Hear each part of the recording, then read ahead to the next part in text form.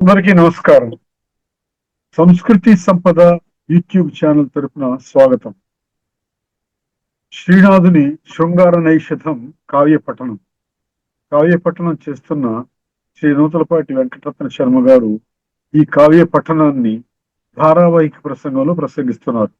వారి ధారావాహిక ప్రసంగంలో ఈరోజు 39వ ప్రసంగం చేస్తున్నాడు. శ్రీ శర్మ గారికి స్వాగతం. నమస్తే. భువనమోహన సముద్భవమైన యఘమున అశరీరభూతం భవైతి మదనా విరహమాలిన్య దుర్విధుగాని శోకవు కలిదోషమవనీవు కాయజుండ ప్రాల్గలరతీదేవి భాగ్య సంపద కదా ప్రసవ సాయక చచ్చి బ్రతికితీవు చాలదాయేలదు సకల ప్రపంచంబు పంచత్వముందియు పంచబాణ తమ్మి పూచూలి నీ ఆగ్రహం మెరింగి లోకమ వ్యాకులత పొందుగాకయనుచు తకుగలగైదువులు మాని దర్పకుండ వీరులు నీ కాయుధములు గావించినాడు. ఇందులో మన్మథ ఉపాలంబం జరుగుతోంది. మన్మధుడిని దూషిస్తోంది. భువన మోహన సముద్భవమైన అఘమున అశరీర భూతంబవైతి మదన నీవు శరీరం లేని భూతానివయ్యావు అని. దేనివల్ల అంటే అఘమున అని ఒక పాపం చెప్పింది. ఏమిటా పాపం? భువన మోహన సముద్భవమైన, ఈ లోకాన్నంతటినీ కూడా మోహంలో ముంచేటువంటి మోహ పుట్టుకకు కారణమైనటువంటి మోహ పుట్టుక అనేటువంటి ఒక పాపానికి కారణమైన దానికి నీవు అశరీరమయ్యావు, అశరీర భూతమయ్యావు అని, శరీరం లేని దెయ్యం అయ్యావు అని చెబుతోంది. దేహం లేని దెయ్యం. సాధారణంగా దెయ్యానికి ఎటు దేహం ఉండదు, అందుకే ఆ పోలిక. ఇక్కడ ఈయనకు కూడా దేహం లేదు. శివుని యొక్క మూడో నేత్రంతో, అగ్ని నేత్రంతో కాల్ చేశాడని అనుకున్నాం కదా. అంచేత ఆయన అతనుడు, శరీరం లేనివాడు కాబట్టి దెయ్యంతో పోల్చింది. రెండవది పాపం ఏమిటి అంటే సమస్త లోకాలను ఇదిగో ఇలాంటి మోహం అనే దానిలో ముంచుతున్నాడు కాబట్టి దాని పుట్టుకకు కారణం ఆయనే అని. మోహన సముద్భవమైన అఘమున అశరీరభూతమవైతివి, అది శరీరం లేనటువంటి దయ్యం అయ్యావు అని. మాలిన్య దుర్విధుగాని శోకవు కలిదోషమవే నీవు కయజుండ. విరహమాలిన్య దుర్విధుగాని శోకవు, ఎవరిని పడితే వాళ్ళను నువ్వు తాకవు. ఎవరి దగ్గరికి వెళ్తావు అంటే, ఎవరిని పట్టుకుంటావు, ఎవరిని పీడిస్తావు అంటే విరహమాలిన్య దుర్విధులు అని. విరహంతో మలినమైనటువంటి మనసు కలిగిన వాళ్ళు, లేదా బాధ కలిగినటువంటి వాళ్ళు దుర్విధులు. ఒక రకంగా దుర్విధి వెంటాడుతున్నటువంటి వాళ్ళు, దురదృష్టవంతులు అనుకుందాం పోని. విరహమాలిన్య దుర్విధు గాని శోకవు, అటువంటి వాళ్ళని గాని నువ్వు పట్టుకోవు అని.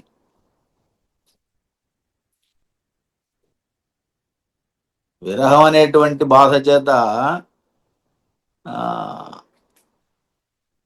దుర్విధుడైనటువంటి వాడు, అదృష్టాన్ని కోల్పోయినటువంటి వాడు ఎవడైతే ఉంటున్నాడో అటువంటి వాడిని సోకుతున్నావు, అంటుకుంటున్నావు. అందువల్ల నీవు కలిదోషమవే నీవు కాయజుండ. నీవు కలిదోషం కలిగిన వాడివి అంటే నీవు కూడా కలి వికారమే అని. కలి యొక్క వికారంగానే నీవు జనాలను అంటుకుంటున్నావు అని. కలిదోషమవే నీవు కాయజుండ, కాయజుడు మన్మధుడా అని.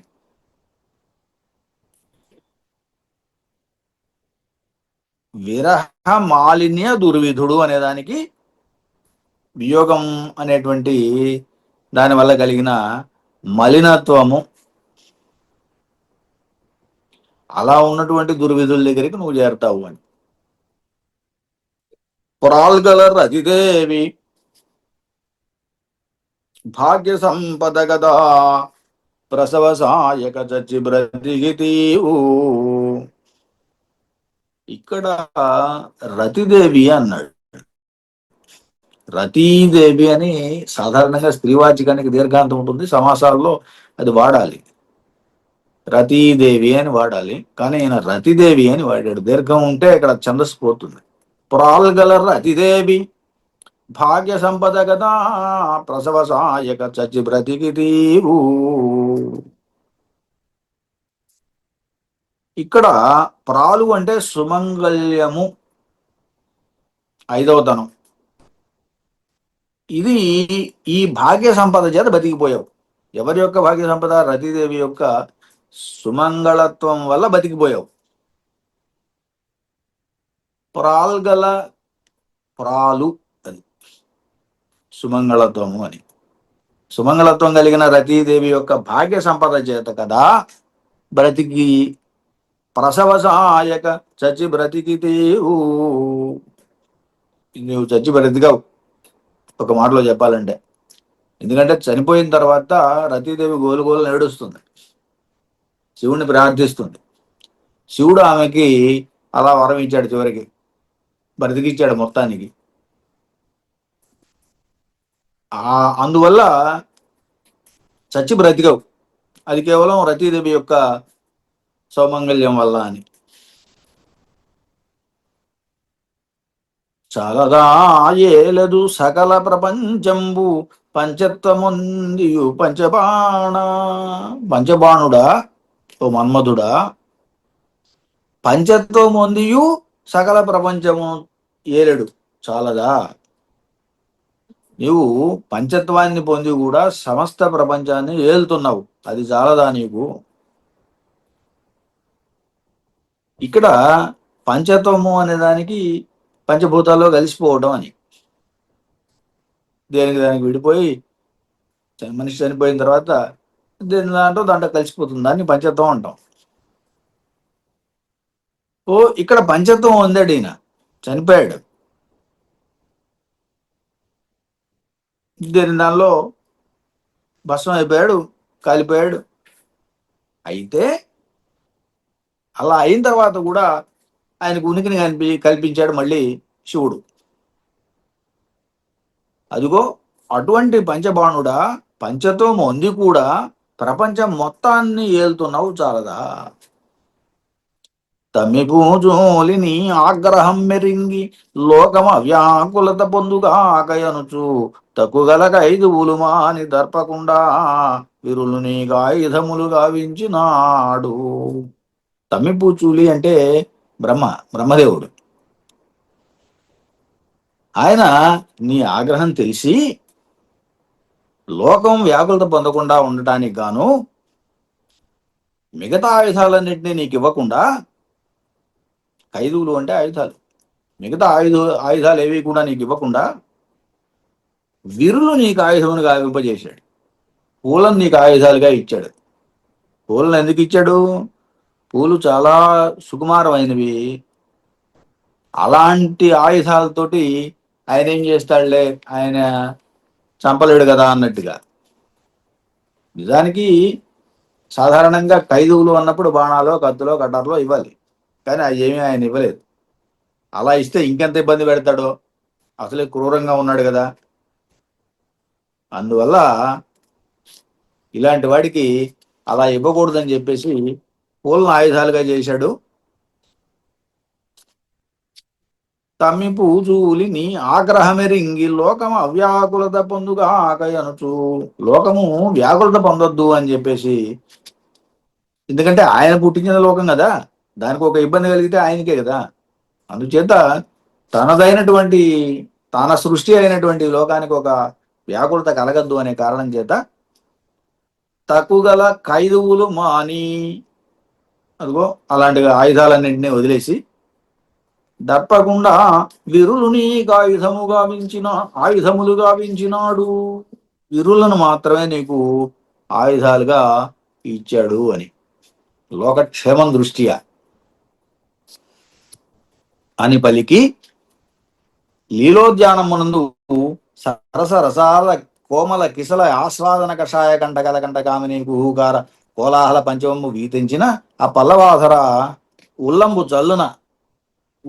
జల్లన నొల్లంబోయి మూర్ఛిల్లిన. ఇలా ఉన్నప్పుడు లీలా ఉద్యానవనం, అదో క్రీడా ఉద్యానవనం, అందులో సరస రసాల కోమల కిసలయాస్వాదన కషాయ కంఠకల కంఠకామిని పూకార కోలాహల పంచమం.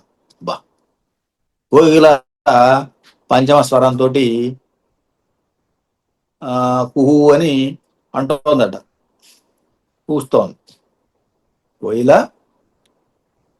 పంచమ స్వరంతో కుహు కుహు అని కుహుకారం చేస్తోంది. దానికి ఆ రకమైనటువంటి ఇది ఎక్కడి నుంచి వచ్చింది అంటే, రసాల కోమల కిసల రసాల కోమల కిసలయ ఆస్వాదన. ఇదిగో ఆ లేత మామిడి చిగుళ్ళు తిన్నందువల్లట. రసాల వృక్షం కోమలమైనవి, కిసలయము అంటే చిగుళ్ళు, వాటిని ఆస్వాదించడం వల్ల కంఠం కషాయమైంది. కషాయ కంఠ కలకంఠ కామిని కుహూకార కోలాహలం చేసింది. అది విన్నది. ఆ ధ్వని వినిన తర్వాత ఏమైందంటే, ఆ పల్లవాధర ఉల్లంబు జల్లన ఉల్లంబోయి మూర్ఛిలిన. దాంతో దమయంతి మూర్ఛపోయింది. పల్లవాధర దమయంతి ఉల్లంబు జల్లన ఉల్లంబోయి మూర్ఛిలిన. సరే, చేతనం పోయింది, మూర్ఛ పొందింది. దాంతో కోలాహలం. ఎందుకుని? రాజకుమార్తె ఆమె మూర్చిపోగానే చుట్టూతో 10 మంది చెలికెత్తులు ఉన్నారు. వాళ్ళంతా కోలాహలం హడావుడి గందరగోళం తయారైంది. ఆమెను తేరుకునేటట్టు చేయడానికి శిశురోపచారాలు చేయాల్సి వస్తుంది. ఇది ఇక్కడ 1-2 విషయాలు చెప్పుకుందాం. ఒకటి,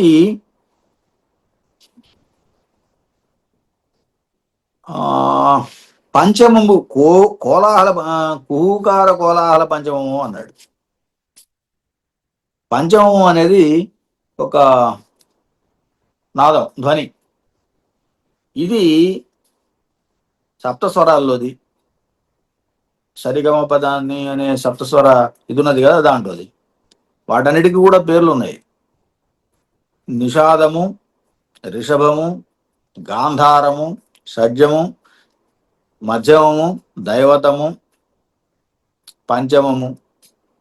ఇవన్నీ కూడా సప్తతంత్రులు. వీటిని స్వరాలు అంటారు. వాటి ధ్వనులు ఇవి. సరే, ఈ ధ్వనులు ఎవరెవరు ఏ సందర్భాలు అనే దానికన్నా కూడా ఎవరెవరు అంటారు అనే దానికి ఇంకొకటి కూడా చెప్పారు ఈ వ్యాఖ్యాత. ఏమిటంటే, మూలంలో ఎక్కడో అమరంలో అధికం దాంట్లో నుంచి కొంచెం ఒక శ్లోకాన్ని నేను ఉటంకించారు. అది కూడా ఒకసారి చూసి ముందుకెళ్దాం. షడ్జం మయూరో వదతి గావస్తు వృషభ భాషిణ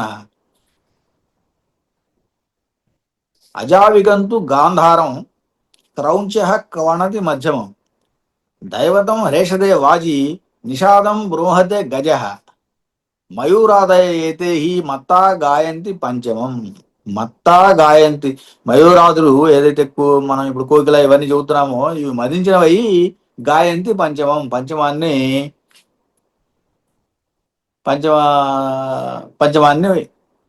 గాయంతి అన్నాడు, పాడుకుంటూ ఉంటాయని. దీనికోసం అది మయూరాదయ ఏతే హి మత్తా గాయంతి పంచమం. మదించినటువంటి మయూరాదులు, కోకిల ఇలాంటివన్నీ కూడా ఇక్కడ పంచమాన్ని పాడుకుంటూ ఉంటాయని, పంచమ స్వరంతో పాడుకుంటాయని. గొజ్జగ నీరు సల్లెనొక కోమలి త్రిపెల తాంగియోర్తులా మధ్యక తలవృంతము ఒక మానిని చందన కర్దబంబునన్ మజ్జనమాచరించే కుచమండలి ఒక వధూటి ఎంతయున్ భుజవమొప్ప పాదముల పుప్పొడి ఎత్తె విదర్భ కన్యకున్. ఆయన రాజకుమార్తె, చాలా మంది చెలికత్తెలు ఉంటారు, వాళ్ళంతా తల ఒక పని చేయడం మొదలుపెట్టారు. ఎందుకు నీ మూర్చపోయింది కదా. ఆ కోలాహలంలో ఒకరు గొజ్జగ నీరు సల్లే ఒక కోమలి గొజ్జగ నీరు జల్లే. గొజ్జగ నీరు అంటే పన్నీరు, మొహం మీద నీళ్లు చల్లడం లాంటివి చేస్తారు కదా, వెంటనే లేస్తుందేమో అని. గొజ్జగ నీరు జల్లెన్ త్రిప్పెల తాంగియోర్తు లామజ్జగతాల వృంతము. ఒకతే ఏం చేసింది, లతాంగి ఓర్తు, ఒక లతాంగి లామజ్జక తాళవృంతము తిప్పాను అని. తాళవృంతం తిప్పింది. తాళవృంతం అంటే విసనకర్ర.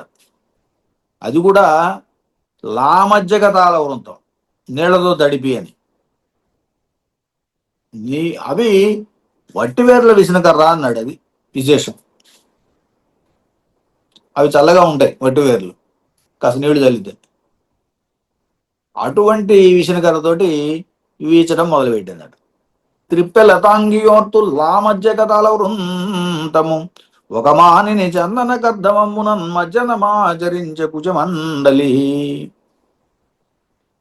ఒక మానిని చందన కర్ధమం. చందన కర్ధం అంటే చిక్కని గంధం.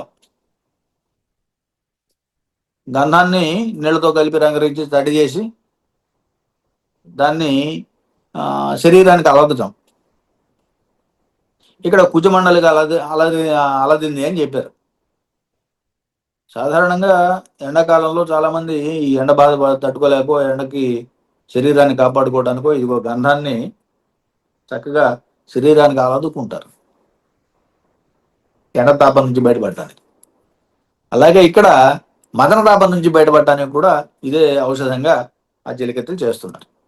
ఒక మానిని చందన కర్దమంబునన్ మజ్జనమాచరించే కుచమండలి ఒక వధూటి ఎంతయున్ భుజవమొప్ప పాదముల పుప్పొడి యొత్తె విదర్భ కన్యగన్. విదర్భ కన్యకకు ఒక వధూటి ఎంతో భుజవమొప్ప, భుజగించినట్టుగా, లాలనతోటి అని. పాదములను పుప్పొడి యొత్తే, పాదాల మీద, పాదాలకు పుప్పొడి,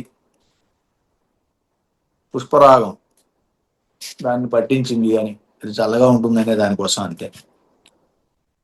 ఇట్లా ఎవరికి తోచిన ఉపచారాలు వాళ్ళు చేశారు.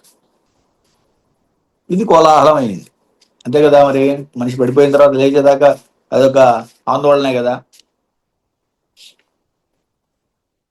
ఒకళ్ళనొకళ్ళు పిలుస్తూ ఈ పని చేయి, ఆ పని చేయని మళ్ళీ పురమాయిస్తున్నారు దీంట్లో. మళ్ళీ అది ఎలా అంటే, పద్మిని కన్నీరు పన్నీటదుడుము రంభాదళంబు సారంగీ విభూ కల్పవల్లి ఒనర్పు కర్పూర తిలకంబు చక్రవాకి అలందు చందనంబు వలిపెంపు చెంగావి వలువ గప్పు చెకోరి బిసకాండ హారంబు బెట్టు హారిణి కలగంఠి చేర్పు చెంగలువ ఎత్తుదలాడ కలిక పై జిలికించు కమ్మతేనే. ప్రతి పాదంలో కూడా, ఇప్పుడు శేషపద్యం చిన్నదైతే 8 పాదాల్లో కూడా 8 సంబోధనలు ఉన్నాయి. మొదటి దాంట్లో పద్మిని అన్నాడు, రెండవ దాంట్లో సారంగి అన్నాడు, మూడో దాంట్లో కల్పవల్లి, 4 చక్రవాకి, 5 చెకోరి, 6 హారిణి, 7 కలకంఠి, 8 కలిక. ఇలా ఇవన్నీ సంబోధనలు. బాల శైవాల మంజరీ జాలకంబులు ఇందుమతి ఒత్తుమరి చేతులందు గదియ అప్పళింపు మందారిక అడుగులందు చల్లగా పుండరీక కింజల్క ధూళి. ఇలా ఇవన్నీ కూడా శైశవ ఉపచారాలకు సంబంధించినవే. ఆమె మూర్ఛిల్లింది కాబట్టి ఆ మూర్ఛకు సంబంధించినటువంటి ఉపచారాలు ఇవన్నీ. పద్మిని కన్నీరు పన్నీట దుడువుము, పన్నీట కన్నీరు దుడువుము అని. రంభాదళంబు సారంగి వీవు, రంభాదళం అంటే అరటి ఆకు, రంభాదళం.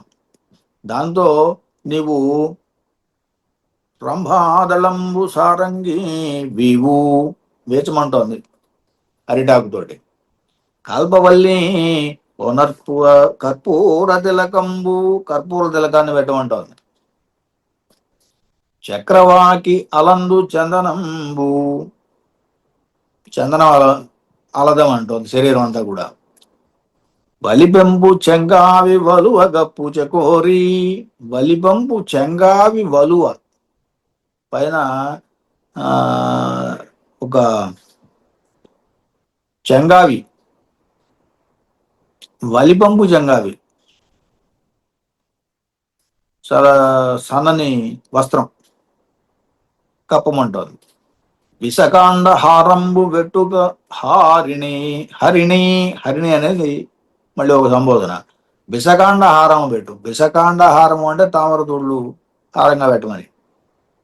హారం పైన ఒక దండగా. కలకంఠి చేర్పు చెంగలువ ఎత్తు తలాడా, కలకంఠి చెంగలువ ఎత్తు తలాడగా చేర్చమంది.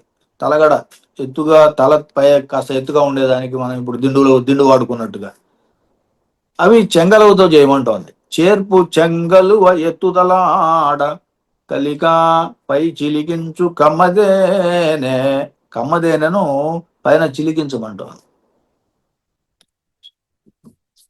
బాల శైవాల మంజరి జాలకంబులు ఇందుమతి ఒత్తుమరి చేతులందు గదియా, శైవాల మంజరీ జాలకము, బాల శైవాల మంజరీ జాలకము ఇది ఇందుమతి ఒత్తుమరి చేతులందు గదియా, దాని చేతులకు వత్తమంటోంది.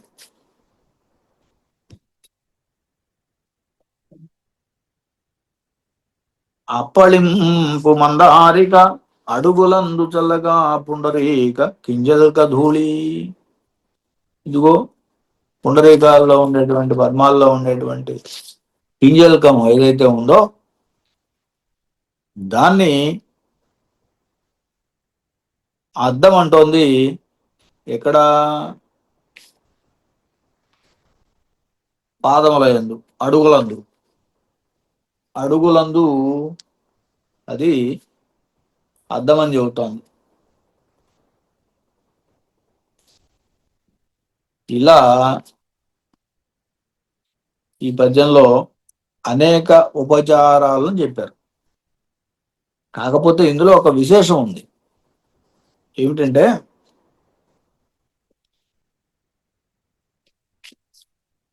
రంభాదళంబు సారంగి వీవు అన్నప్పుడు, సారంగి అన్నప్పుడు ఒక పేరు, అలాగే ఒక ఏనుగు. రంభాదళానికి దానికి పడదు, అరటిని చూస్తే నాశనం చేసేస్తుంది కదా, అలా దానికి వైరం ఉంది. అటువంటి దాన్నే పట్టుకొని నువ్వు విసురు అని చెబుతోంది. పైన పద్మిని కన్నీరు పన్నీట దుడుము అన్నప్పుడు కూడా పద్మిని అన్నప్పుడు ఒకటి పద్మిని జాతి స్త్రీ అని చెప్పాలి.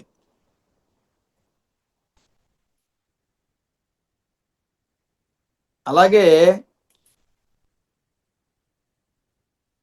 ఈ పద్మము, సరే సాధారణంగా కన్నులను కూడా పద్మాలతోటి పోలుస్తూ ఉంటారు. మరి కన్నీరు పద్మాల నుంచి మంచునీరు వచ్చినట్టుగా వస్తుందని అనుకోవాలి. కన్నీరు కమ్మినటువంటి కన్ను అది.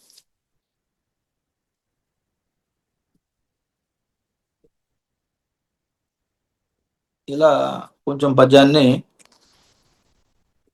మరింత లోతుగా కనుక చూసినట్టయితే కొంచెం విశేషాలు కనిపిస్తాయి. ఇలా మొత్తం మీద ఈ చెలికత్తెలంతా కూడా ఉపచారాలు చేశారు అని పలుకుచు సంభ్రమించు సఖీజనంబుల కలకలం బాలించి ఇది ఏమి కోలాహలం అని భీమదేవి భూపాలుండు దేవీ సహితుండై అడుగా తద్వయస్యా జనంబులు తారెరింగిన తెరంగెలను విన్నవింపన్ అన్నరేంద్రుండు అన్నరనాథుండు ముద్దుకూతు మనోభిలాషమునకు అనుకూలంబుగా జగమ్మునందు ఎల్ల స్వయంవరంబు చాటం పంచిన. అప్పుడు ఇక్కడేదో కోలాహలాన్ని విని భీమరాజు స్వయంగా అక్కడికి వచ్చాడు భార్యతో కలిసి. వారిద్దరు అక్కడికి వచ్చినప్పుడు ఏమైంది అని అడిగాడు. ఇక్కడ ఉన్న విషయం ఏమిటో తెలుసుకోవటానికి అని పలుకుచు సంభ్రమించు సఖీజనంబుల కలకలం బాలించి, ఇదిగో వాళ్ళు ఒకళ్ళకొకళ్ళు చెప్పుకున్నారు కదా, అది చెయ్యి ఇది చెయ్యి అని. ఆ కోలాహలం విన్నాడు. విని ఆయన బయలుదేరి వచ్చాడు. చూడండి, కలకలం బాలించి ఇది ఏమి కోలాహలం అని, ఇదేంటి ఇక్కడ ఏదో కోలాహలం వినిపిస్తోందని భీమభూపాలుండు దేవీ సహితుండై అడుగా. అది భార్యతో కలిసి వచ్చి అడిగాడు ఏమిటిది అని. తద్వయస్యా జనంబులు తారెరింగన తెరంగెలను విన్నవింపన్. ఇదిగో ఆయనకి కోలాహలం వినపడింది. ఆయన అడిగాడు, అందుబాటులో ఉన్నటువంటి పరిచారకులను ఎవరినో అడిగాడు, ఏమిటి ఆ కోలాహలం అని అడిగాడు. దాంతో ఆ వైశ్యా జనములు తారెరింగిన తెరంగెలను విన్నవింప, వాళ్ళు తెలుసుకున్న విషయం అంతా వాళ్ళు చెప్పారు. దమయంతి ఇట్లా మూర్చిపోయిందని సకల వృత్తాంతాన్ని చెప్పారు. తెరంగెలను విన్నవింపన్ అన్నరనాథుండు ముద్దుకూతు మనోభిలాషమునకు అనుకూలంబుగా జగమునందు ఎల్లా స్వయంవరంబు చాటం పంచిన. అప్పుడు ఆ అవస్థ ఏమిటో తెలిసింది కాబట్టి, ఈ పరిచారకుల వల్ల విన్నాడు కాబట్టి ఆయన ఏం చేశాడంటే ముద్దు కూతురు అయినటువంటి దమయంతి యొక్క కోరికకు అనుకూలంగా తీర్చడానికి వీలుగా స్వయంవరాన్ని చాటం పంచిన, స్వయంవరం ప్రకటించాడు. ఆ రోజుల్లో మరి రాజకుమార్తెలకు వివాహం కావాలంటే ఇదిగో ఇలాంటి సంప్రదాయం ఒకటి ఉన్నది. వాళ్ళకు కూడా స్వేచ్ఛ, స్వయంగా వాళ్లే ఎన్నుకునేటట్టుగా స్వయంవరాన్ని ప్రకటించారు. ఈ స్వయంవరం కూడా రకరకాలుగా ఉన్నాయి. దానికి ఒక పరీక్షలు పెట్టి స్వయంవరం పెట్టిన వాళ్ళు ఉన్నారు. వాళ్ళు ఇష్టం వచ్చినట్టు స్వయంవరం ప్రకటించేసి వాళ్ళ ఇష్టమైన వాళ్ళని వివాహం చేసుకున్న సందర్భాలు ఉన్నాయి. పెద్దానికి ఇప్పుడు సీతా స్వయంవరంలో ఏం జరిగింది, ఆ ధనస్సును విరిచాడు ఆయన. అది దాన్ని ధనస్సు ఎక్కుపెట్టినటువంటి వాడికి ఇస్తానన్నాడు ఆయన. అదొక పరీక్షలాగా పెట్టాడు. అలాగే ద్రౌపది స్వయంవరంలో ఏం జరిగింది, మత్స్యేంద్రాన్ని కొట్టిన వాడికి ఇస్తానన్నాడు, ఆయన ఒక పరీక్ష పెట్టాడు. ఇలా కొన్ని పరీక్షల ద్వారా పెట్టారు. కొన్ని ఏమో అలా కాకుండా ఇలా కూడా ఎవరికి ఇష్టమైన వాళ్ళని ఆమె ఎన్నుకుంటుంది అక్కడ, అంతే. ముందుగా ఏం చెప్పాల్సిన అవసరం లేదు. దీనికి ఏం పరీక్షలు పెట్టలేదు, ఎలాంటి పరీక్ష లేదు, స్వయంవరం ప్రకటించాడు అంతే.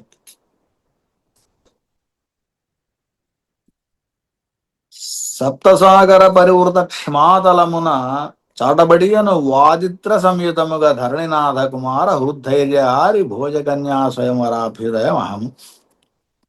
సరే, ఇది రేపు చెప్పుకుందాం. మోస్ట్లీ 1, 2, 3, 4 రేపటికి ఈ ఆశ్వాసం పూర్తవుతుంది బహుశా రేపటికి. స్వస్తి. శ్రీనాథుని శృంగార నైషధం కావ్యపట్టణం ధారావాహిక ప్రసంగంలో ప్రసంగించిన శ్రీ నూతలపాటి వెంకటరత్న శర్మ గారికి ధన్యవాదాలు.